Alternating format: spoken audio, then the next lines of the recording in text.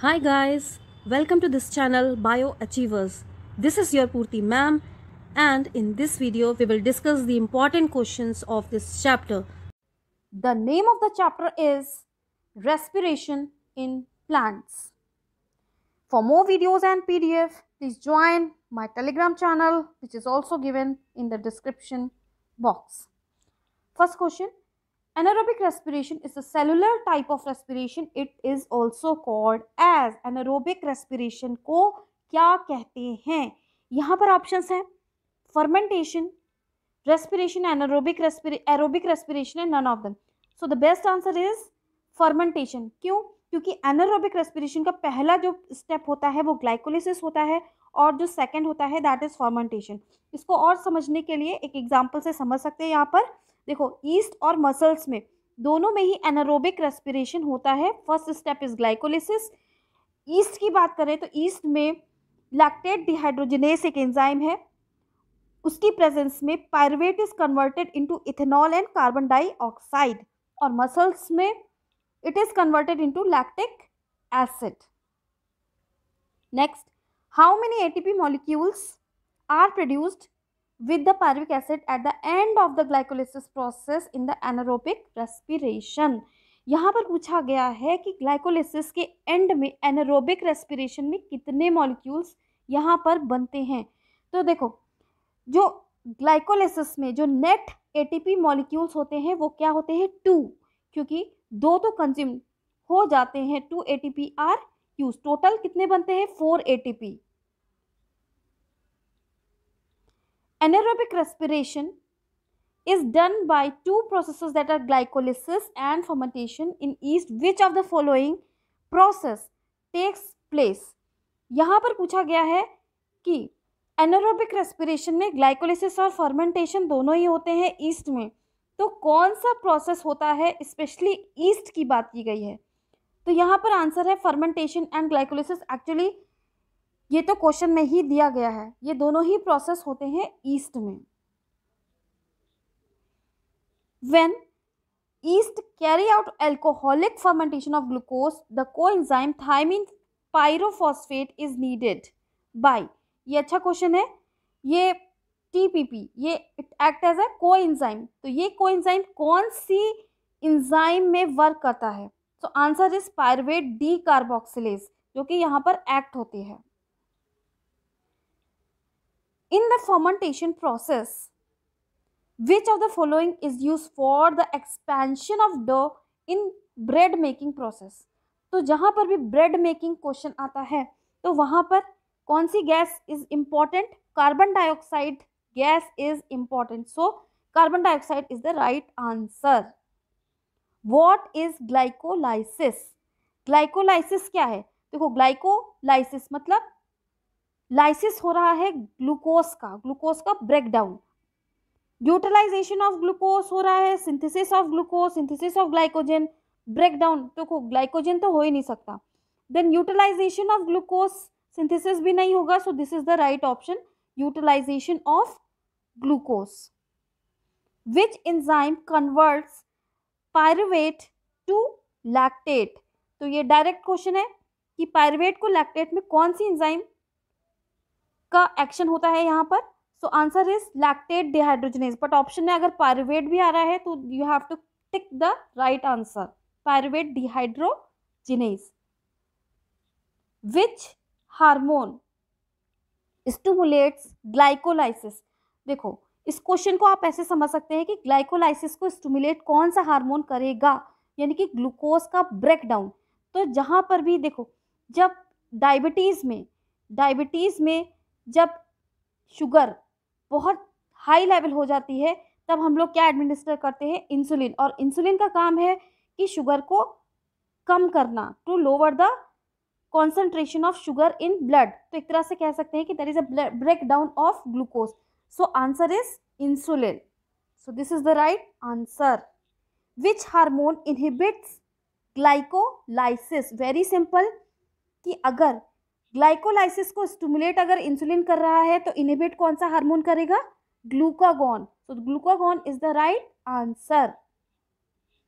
Which process share the same pathway as glycolysis but in opposite direction? एक बार फिर से याद रखिए, ग्लाइकोलाइसिस का मीनिंग है ब्रेकडाउन ऑफ ग्लूकोज, तो ग्लाइकोजेनेसिस, जेनेसिस मतलब बनना, तो ये तो बिल्कुल रॉन्ग है।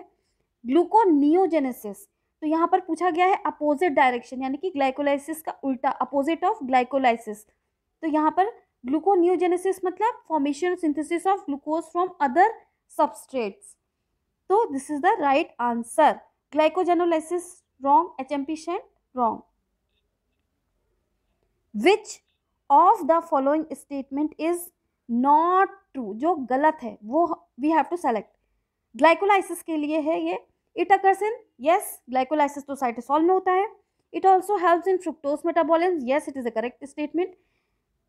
Glycolysis generate ATP, yes it also generate ATP, याद रखें 4 एटीपी का जनरेशन होता है बट 2 यूटिलाइज हो जाते हैं, so net ATP 2 ATP are formed in the case of glycolysis.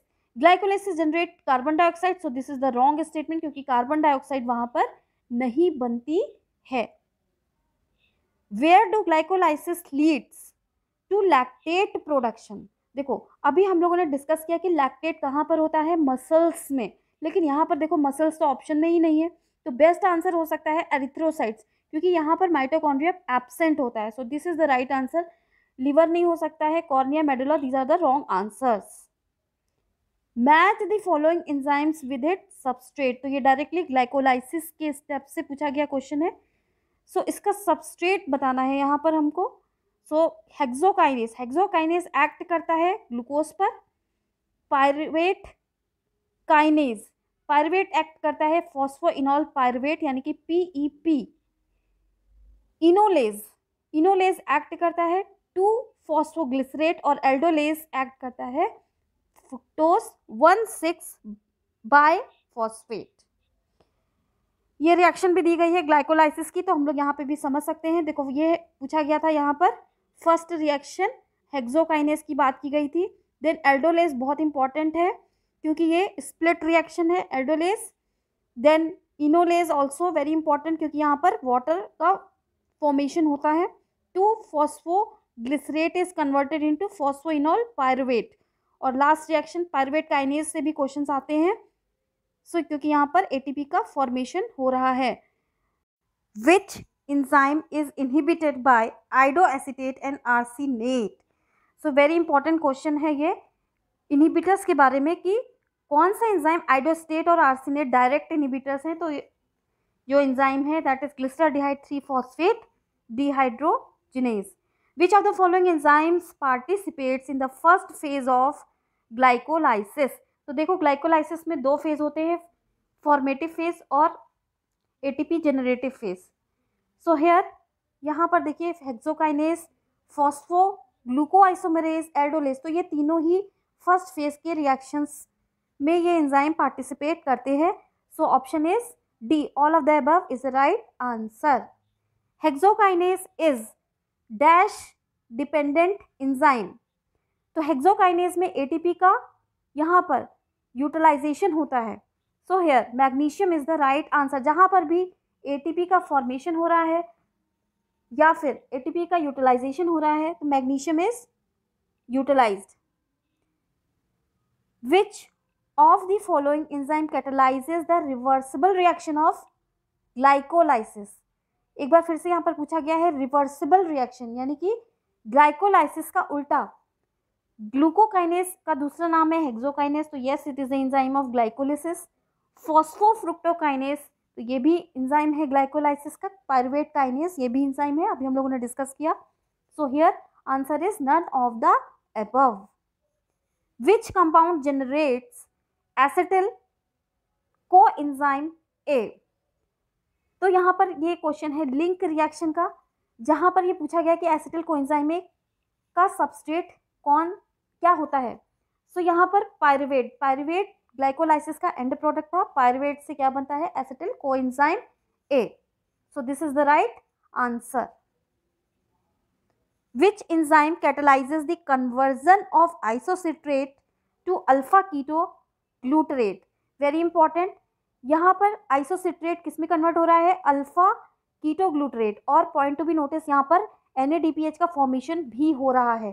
So very simple, यहाँ पर isocitrate dehydrogenase it is the right option.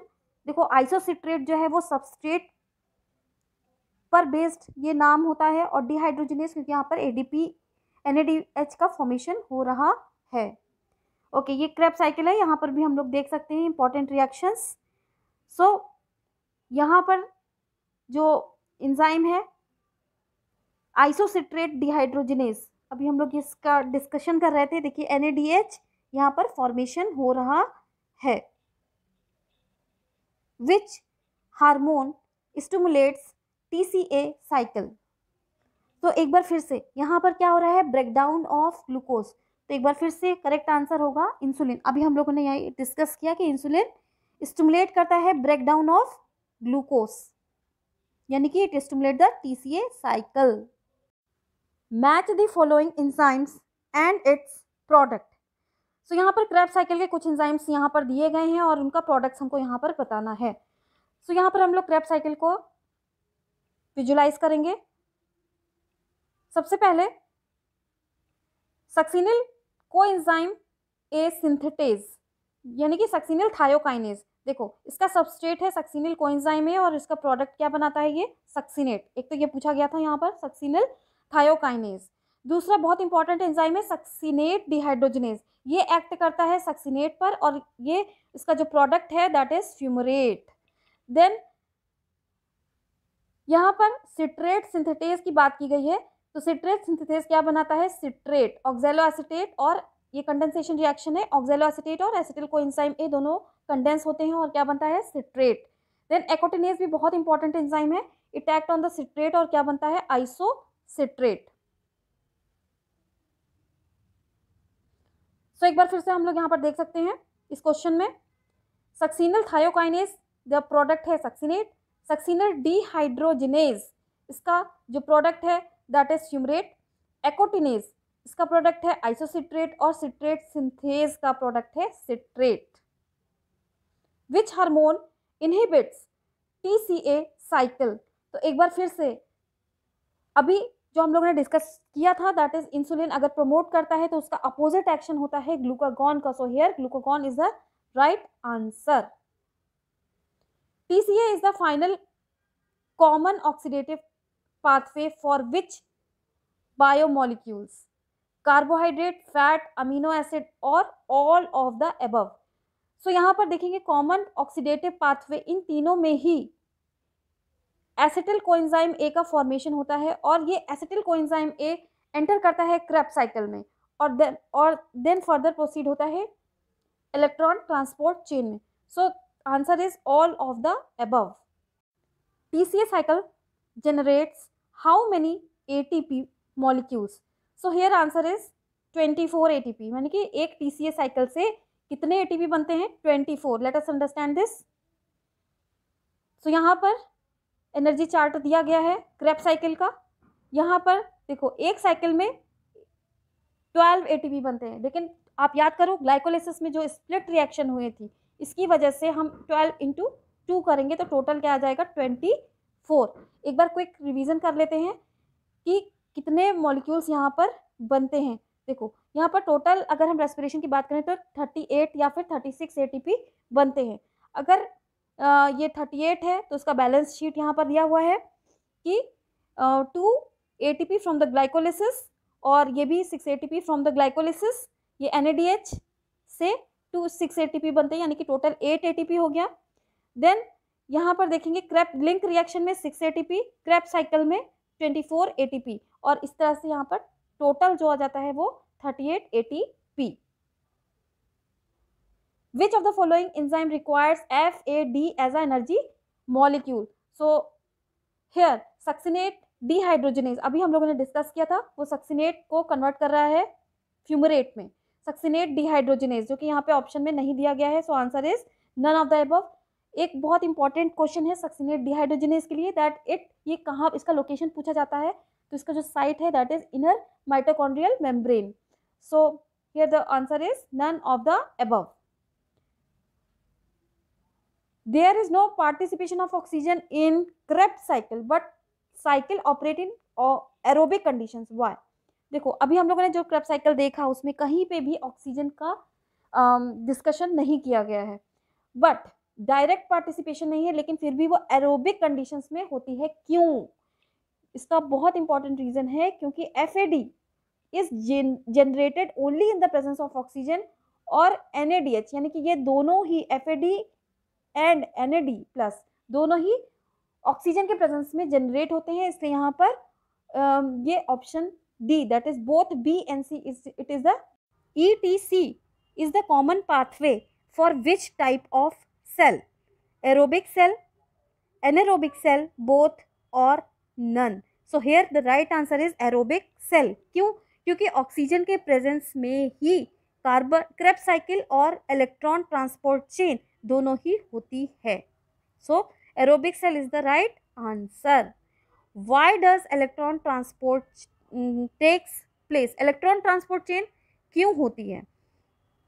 इसका रीज़न आप ऐसे समझिए कि जितने भी सबस्ट्रेट हैं उसमें जो भी इलेक्ट्रॉन्स हैं they have to pass through the electron transport chain. तो राइट आंसर होगा यहाँ पर to transfer the electrons derive from the substrate. Yes, substrate से जो इलेक्ट्रॉन डिराइव हैं उनको ट्रांसफ़र करने के लिए, प्रोडक्ट से नहीं होता है। To transfer the reducing equivalent derive from the substrate, yes this is also correct. So right option is both A and C. Cytochrome B is a dash containing protein.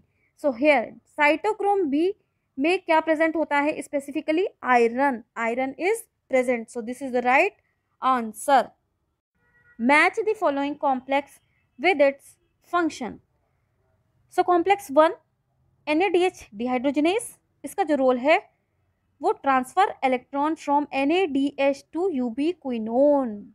Complex 2 that is succinate dehydrogenase, it transfers the electron from FADH2 to ubiquinone. Complex number 3 is known as cytochrome BC1 और ये transfer करता है, it transfer the electrons from ubiquinone to cytochrome C. Complex 4 का नाम है cytochrome C oxidase और ये क्या काम करता है? It transfer the electron from cytochrome C to oxygen. Very very important, यहाँ पर आप देख सकते हैं ये है complex number 1, this is complex number 3, this is complex number 2, complex 4 and this is 5। ये 5 कॉम्प्लेक्सेस हैं जो कि इनर माइटोकॉन्ड्रियल मेम्ब्रेन में प्रेजेंट हैं। Very very important, the complex number 2 ये अक्सर क्वेश्चंस में आता है, इसका नाम है succinate dehydrogenase. Which of the following complex contains succinate dehydrogenase? तो जस्ट अभी हम लोगों ने डिस्कस किया complex number 2। So here the correct option is none of the above. Which of the following complex is known as cytochrome C oxidase? उसका नाम पूछा गया है, तो इसका राइट आंसर है complex number 4। Which of the following is the correct sequence of electron acceptor in ETC for the production of ATP? Correct sequence पूछा गया है, तो आप लोग इसको इस तरह से याद कर सकते हैं, BCC1AA3 BCCI, इस तरह से कुछ याद कर सकते हैं एज अ ट्रिक। सो यहाँ पर जो करेक्ट ऑप्शन है that is cytochrome BCAA3, option A it is the right answer. Which of the following terminal cytochrome is responsible for donating electron to oxygen? तो यहाँ पर अभी हम लोगों ने देखा कि AA3 cytochrome AA3, so this is the right option, it transfer the electrons to oxygen and it is a part of complex number 4. Oxidative phosphorylation results in the formation of, ये जो ऑक्सीडेटिव फॉस्फोराइलेशन होता है इसमें जो net product होता है वो ATP plus water, ये दोनों ही वहाँ पर बनते हैं। Which of the following is true for the cytochrome C oxidase? तो यहाँ पर ये आपको बता दें साइटोक्रोम C ऑक्सीडेज है कॉम्प्लेक्स नंबर 4 और it donates electron to oxygen. Yes it is the right answer. It accepts the electrons from cytochrome C। Yes it is also correct. It pumps two protons out of the mitochondrial matrix, it is also true. So the right option is all of the above. Antibiotics inhibit which of the following enzyme. So यहाँ पर ये जो complex number 5 यानी कि ATP synthetase F1FO ATPase इसको inhibit करती है antibiotics. So this is option C, this is the right answer. So this is all for this video. Thanks for watching. Please do like, share and subscribe. For more videos, please write it in the comment section. Thank you.